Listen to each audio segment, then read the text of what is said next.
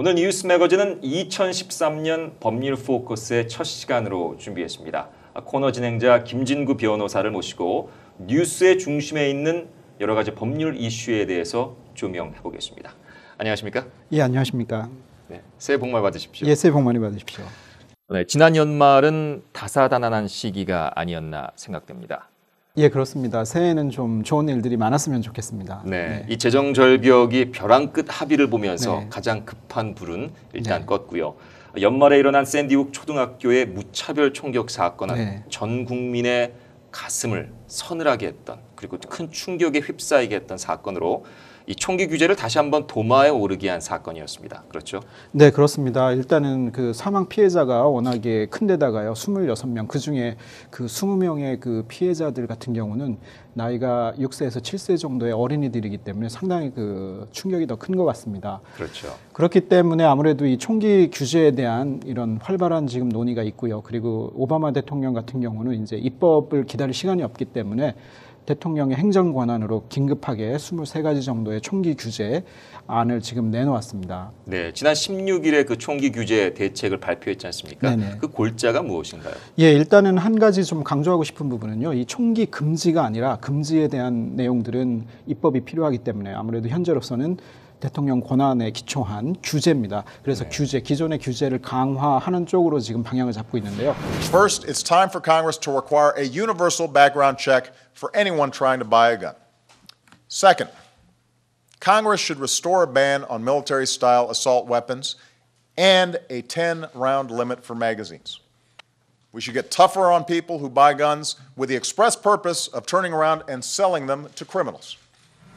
크게 몇 가지 사안을 보면요. 일단은 어설트 라이플이라고 불리고 있는 그 공격용, 군용 무기 이런 부분에 대한 그 소지를 그 규제를 강화하고요. 그리고 두 번째는 이제 하이 캐패시티 매거진이라고 해서 대용량 그 탄창이라고 합니다. 네. 이제 보통 총이 여러 발의 이제 총알이 이제 장전이 되는데 10발 이상의 그 총알이 들어가는 이런 탄창을 규제하겠다라는 내용이고요.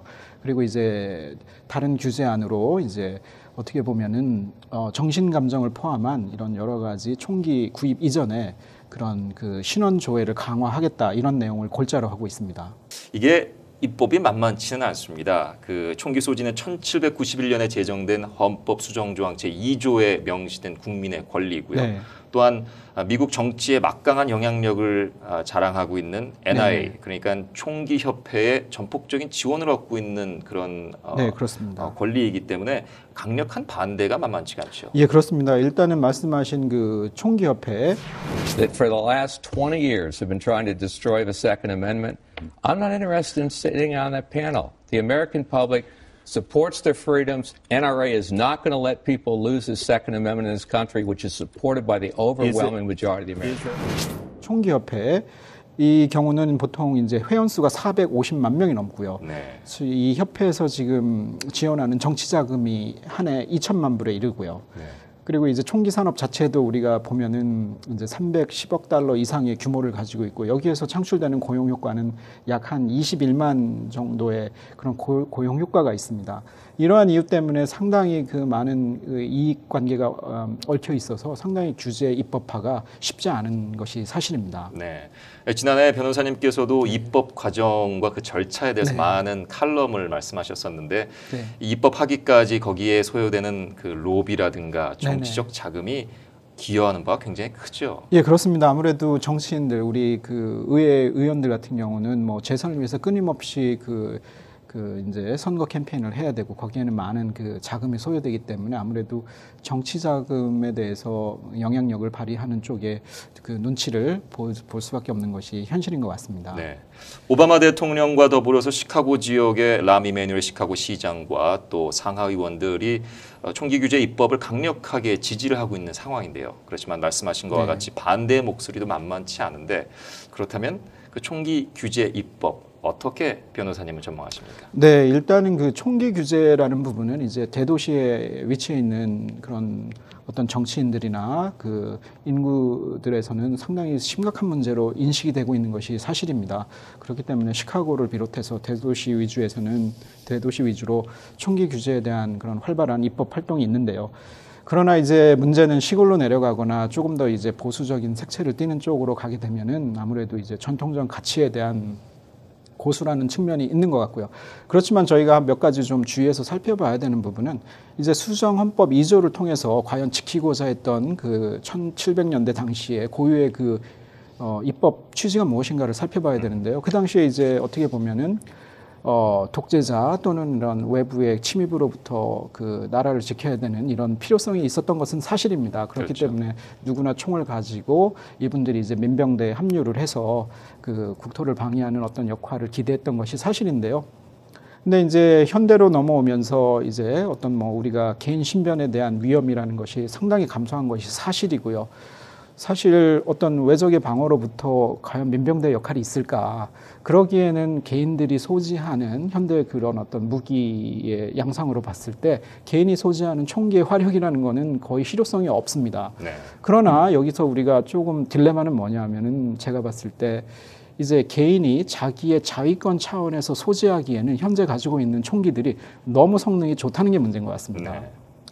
예를 들어서 지금 이번에 그 뉴타운, 커네티컷 뉴타운 그 초등학교 총기 난사 사건에 사용된 무기가 AR-15이라는 그 자동 소총인데요.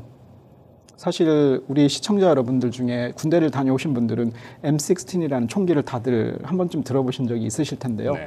M16의 군용 버전을 민수 버전으로 이 전환한 총이 사실은 AR-15입니다. 그리고 이제 세계 그 무기 시장에서도 가장 성능이 좋은 개인 화기로 자리 잡고 있는 무기인데 이런 무기를 개인이 소유함으로써 이런 어떤 좀 상당히 비극적인 상황이 초래될 수 있는 단초를 제공하는 게 아닌가 싶습니다. 따라서 저희가 지금은 이제 더 이상은 이런 총기에 대한 규제를 넘어서서 이제 금지를 바라보는 그런 심각한 고민이 있어야 되지 않겠느냐 생각합니다. 네. 그러한 여론이 확산되고 있는 것이 사실입니다만은 그 네. 보수층의 네. 총기 옹호론이 아직도 강하게 자리하고 있기 때문에 첨예하게 대립이 계속되지 않을까 싶은데 어떻게 전망하시나요? 예, 그건 사실입니다. 그분들의 마음을 바꾸는 것이 쉽지는 않을 텐데요.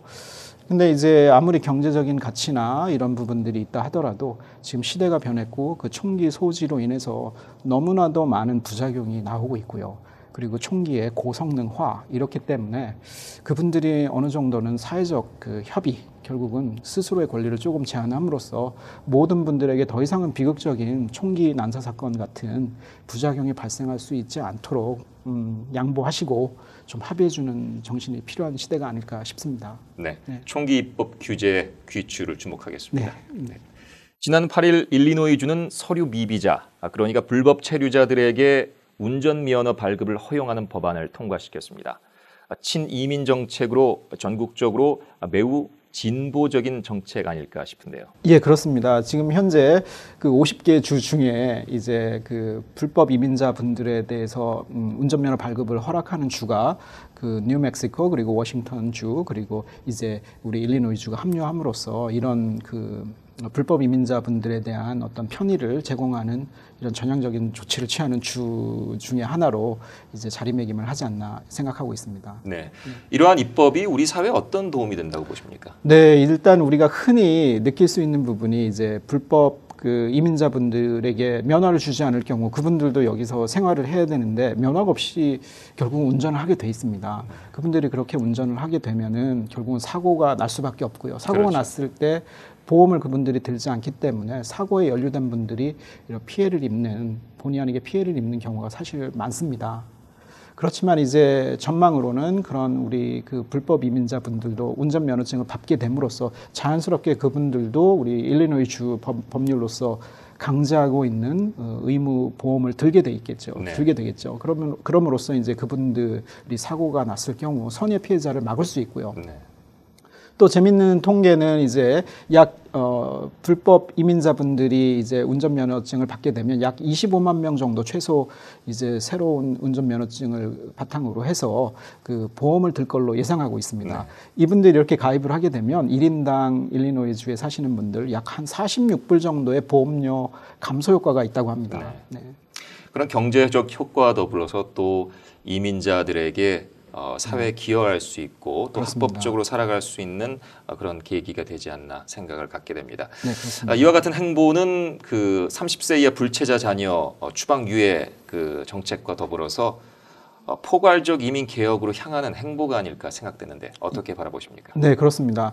전년도 이제 말에 우리 오바마 대통령 같은 경우는 전격적으로 이제 30세 이하의 불체 청소년을 구제하기 위한 임시 조치를 발의를 했죠. 근데 아시다시피 그러한 조치가 어떤 입법에 의한 것이 아니라 대통령이 가진 권한에 기초한 것이기 때문에 상당히 불안한 면이 있었던 것도 사실입니다.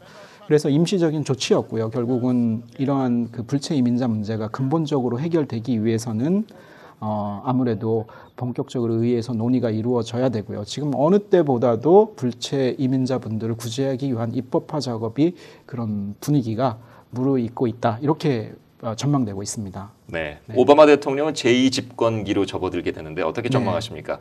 포괄적인 이민 개혁안을 위해서 강하게 푸시할 거라고 보십니까? 예, 이제 오바마 대통령 같은 경우는 이제 좀 비판 아무래도 이제 이민자 분들에게서는 상당히 좀 서운한 면도 없지 않았던 것이 사실입니다. 그러나 이제 재선에 성공했던 가장 큰 원동력 중에 하나가 이제 뭐 라티노 아메리칸이나 이런 그 이민자 그룹의 강력한 지지를 얻었던 것도 사실이고요. 그렇죠. 그리고 공화당 쪽에서도 이제 그 이민자 문제를 더 이상 이렇게 간과했다가는 정치적 입지가 상당히 줄어든다는 것을 서로 공감하고 있기 때문에 지금이 아무래도 아까 말씀드린 것처럼 이런 이민개혁 법안이 실제로 이제 입법화에 성공할 수 있는 가장 좋은 시기가 아닌가 생각합니다. 네, 그 귀추를 지켜보겠습니다. 네. 우리의 시각을 이제 한인 사회로 한번 돌려보겠습니다. 자신의 아들을 살해한 혐의로 지난 3년 8개월 동안 수감됐던 고형석 씨가 무죄로 석방됐지 않습니까? 네, 그렇습니다. 이 고형석 씨의 케이스는 이민자들에게 시사하는 바가 크다고 봅니다. 예, 그렇습니다. 특히 이제 이민자들 같은 경우는 이제 미국 사회에 적응하려는 과정에서 여러 가지 어려움을 겪습니다. 그 중에 가장 큰 부분이 이제 아무래도 언어적인 측면도 있고 문화적인 측면도 있습니다. 이게 우리 일상생활에서만 영향을 미치는 게 아니라요. 본의 아니게 이런 그 범죄 사건과 연루될 경우 본인의 권리를 충분히 지켜내야 되는데 아무래도 이러한 그런 불리한 점 때문에 그 본인이 더 심각한 피해를 입게 되는 그 억울한 피해자가 나오지 않나 이렇게 생각을 합니다. 그렇죠. 미란다 고지와 또 강압 수사가 이번에 큰 이슈 아니었습니까? 예, 그렇습니다. 아무래도 이제 미란다 고지라는 것이 사실 이제 피의자에게 체포시 피의자에게 이제 그 묵비권을 행사할 수 있는 권리 그리고 진술 어떠한 진술 내용이 법정에서 결국 본인에게 불리하게 작용되기 때문에 그런 부분들을 말하지 않을 권리 그리고 이제 변호사의 조력을 얻을 권리 그리고 변호사를 고용할 만한 그런 경제적 여유가 되지 않을 경우 이제 국가에서 변호사를 선임해 주게 돼 있습니다. 이러한 권리를 결국은 보장해 주는 것이 이제 수정헌법 5조에 나와 있는 이런 기본적인 미국 내에서의 헌법이 보장하는 권리에 기초한 건데요. 이러한 미란다 원칙이 지켜지지 않을 경우 결국은 수많은 피해자가 발생할 수밖에 없습니다. 그런데 말씀하신 것처럼 이민자들의 경우는 이런 문화적 그리고 언어적인 차이 때문에 뭐 어떤 그 경찰이나 이쪽에서는 충분히 미란다 고지를 했다고 하지만 실제로 이민자들인 경우는 그 내용을 정확하게 이해하지 못하는 경우도 많은 것 같습니다. 그와 더불어서 3년 8개월이라는 수감 기간. 그렇게 오랫동안 본 재판이 진행되기까지 오랫동안 걸렸던 그 미국의 법적 절차 또한 이슈가 아닐까 생각됩니다. 네, 그렇습니다. 참 억울한 일이지요. 이제 대부분 이제 비록 그 형사 사건이라 하더라도 이제 가급적이면 불구속 수사를 통해서 불구속 그 재판을 진행해야만 이제 인신이 구속됨으로써 받는 여러 가지 불이익을 피할 수 있는데요. 이제 아무래도 사안이 살인 사건이다 보니까 이런 그 구속 그 재판을 받을 수밖에 없었던 사정이 있긴 합니다. 그리고 또 하나는 이 시스템적으로요, 일반적인 그런 중범, 특히 살인 사건 같은 경우는 시작에서 끝까지 보통 재판까지 결론에 이르르는 시간이 뭐 3년에서 심지어는 5년까지 이르르는 이런 구조적인 문제를 가지고 있습니다. 그렇다면 무죄로 입증됐을 때 그 수감 기간, 고형석 씨 케이스는 3년 8개월. 이건 누가 보상해 줍니까? 사실 많은 주들이 보상할 수 있는 그런 그 기준을 가지고 있지 않은 주들이 많습니다. 그 설사 어떤 보상이 이루어진다 하더라도 그 보상이라는 뭐 금액적으로 산정해도 결국은 그 범죄 피해자 자신이 겪은 그 피해에 비하면 상당히 이건 뭐 보상이 되지 않을 정도로 미미한 수준이라고 보셔야 될 것 같습니다. 네, 고영석 씨도 놀스부르 경찰서를 네. 이제 고소한 것으로 알고 있는데 네. 그 귀추가 더 주목이 됩니다. 네네 그렇습니다. 그렇다면 이러한 사건이 중범죄와 관련된 사건이 발생했을 네네. 때 주의해야 할 점, 대처할 방법으로 무엇이 있을까요? 일단은 가장 중요한 부분은 이제 변호사의 조력을 필요로 하는 부분이 가장 큰 이제 그 상황일 것 같습니다. 근데 이제 기본적으로 이런 그 범죄 상황에 연루됐을 때 우리 그 한국적인 정서로는 이제 한국에서는 보통 그런 상황이 발생하면은 이제 좀 읍소를 하는 경향이 강합니다. 네. 이 경찰이나 이런 사법기관의 선처를 바라는 그런 쪽으로 이제 태도를 보이기가 쉬운데요. 미국에서는 좀 다르죠. 그런 부분이 그렇기 때문에 변호사의 조력을 받는 것이 가장 중요한 요소 중에 하나인데요. 근데 안타깝게도 이제 그런 사법기관과의 언어 소통 문제도 쉽지 않지만 그렇죠. 결국은 우리 동포 사회에 충분한 그런 역량을 가진 변호사들이 많지 않기 때문에 변호사와의 어떤 의사소통도 역시 그 문제가 돼서 답답함을 호소하기도 하고 어려움을 겪는 경우가 많으신 것 같습니다. 네, 말씀하신 것처럼 변호사와 의사소통, 네네. 한인사회에 많이 나타나는 그 성향이 무게가 있는 사건이나 혹은 중범죄랑 관련된 사건에 있어서는 한인 변호사보다는 외국인 변호사, 미국인 변호사를 선호하는 그런 성향이 있습니다. 그 이유가 무엇이라고 보시나요? 네, 일단 가장 근원적인 원인을 본다면은 아직도 동포 사회에 이 변호사들이 많이 활동하고 있긴 하지만 이런 중범죄, 살인 사건을 충분히 그리고 시스템을 가지고 구조적으로 이렇게 접근할 수 있는 그런 로펌들이 아직은 성장해 있지 않은 것이 그 원인 중에 하나일 것 같고요. 그렇다고 해서 또 무조건 그 타인종 변호사를 고용한다고 해서 문제가 해결되는 건 또 아닙니다. 그 아까도 말씀드린 그 의사소통 문제가 여전히 발생하고 있고요. 그래서 피의자 가족뿐만 아니라 본인은 물론이고요. 피의자 가족도 장기간 3년, 5년에 이르는 이런 재판 과정에서 정확한 의사소통이 잘 되지 않아서 답답함을 호소하시고 이런 어려움을 겪는 경우가 많은 것 같습니다. 네. 미국에서 생활하는 데 있어서는 체류 신분에서 시작해서 경제 활동 그리고 또 공공의 안전까지 법률 이슈는 우리 삶에 있어서 밀접한 그런 관련을 가지고 있습니다. 그렇다면 김진구 변호사께서는 이러한 법조인, 법률 이슈에 있어서 어떠한 의식 개선이 필요하다고 보십니까? 일단은 우리 한인 동포 사회에 뭔가를 저희가 이제 변호사 입장에서 뭔가를 부탁드리기보다 일단 변호사 스스로가 먼저 우리 이런 문제에 대해서 정확한 인식을 가지고 공감하는 마음이 필요할 것 같습니다. 결국은 동포 사회도 궁극적으로는 역량 있는 그 변호사들을 많이 키워내야 된다라는 숙제가 있습니다. 동포 사회가 감당해야 될 몫이 있고요. 그리고 지금 현업에서 활동하고 있는 변호사들도 이러한 동포 사회에 염원이 있다는 것을 저희가 가슴 깊이 새기고 반성하고 더 노력해야 되지 않을까 생각합니다. 네. 네. 오늘 각종 법률 이슈에 대한 도움 말씀 감사드립니다. 올 한 해도 법률 포커스를 통해서 우리 생활과 밀접하게 연결되어 있는 각종 법률 이슈들을 알기 쉽고 또 정확하게 전달해 주시길 바람하지 않겠습니다. 네, 감사합니다. 자리해 주셔서 고맙습니다. 네, 고맙습니다.